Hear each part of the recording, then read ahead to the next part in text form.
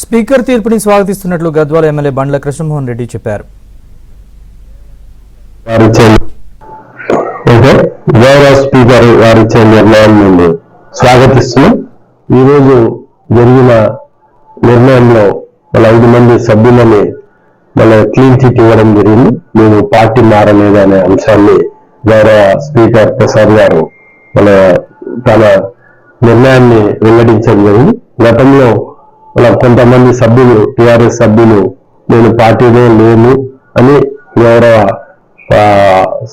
సుప్రీంకోర్టుకు వెళ్ళడం వల్ల సుప్రీంకోర్టు న్యాయ నిర్ణయాన్ని స్పీకర్ కి ఇవ్వడం జరిగింది. స్పీకర్ గారు తన కళ్ళ ముందర జరిగేది అంటే తను హాల్లో ఏం జరుగుతుందో ఆ నిర్ణయాన్ని అనుగుణంగా అంటే మేము సభ్యులందరం ఆ అసెంబ్లీ హాల్లో ఉంటాం.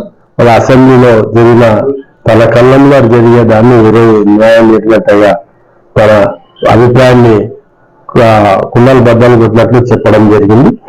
నేను పార్టీ మారలేదు అనే విషయాన్ని క్లియర్ గా ఈరోజు మీడియాలో రావడం జరిగింది. నేను దాన్ని పూర్తిగా చూడలేదు. ఇక దానికి సంబంధించిన అడ్వకేట్స్ ని ఇప్పుడే నేను సంప్రదించడం జరిగింది. దానికి అంటే జడ్జిమెంట్ కాపీలు నా చేతికి రాలేదు. జడ్జిమెంట్ కాపీలు వచ్చినాక మిగతా విషయాల మీద నేను క్లియర్ గా మాట్లాడతా.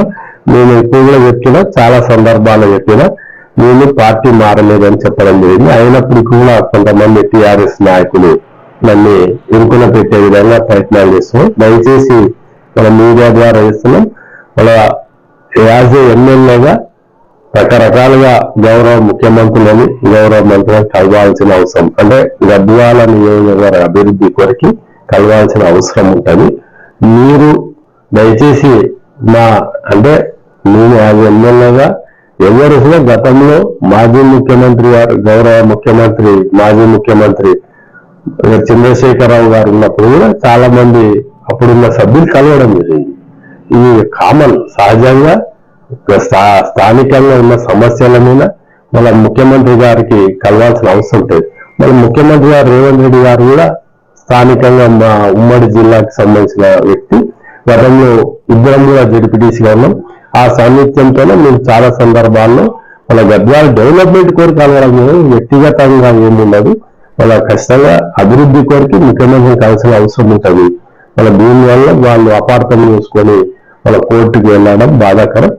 ఈరోజు మీ ద్వారా కూడా మీడియా ద్వారా కూడా గౌరవ స్పీకర్ గారు ఇచ్చిన దాన్ని నేను ప్రత్యేకంగా ధన్యవాదాలు.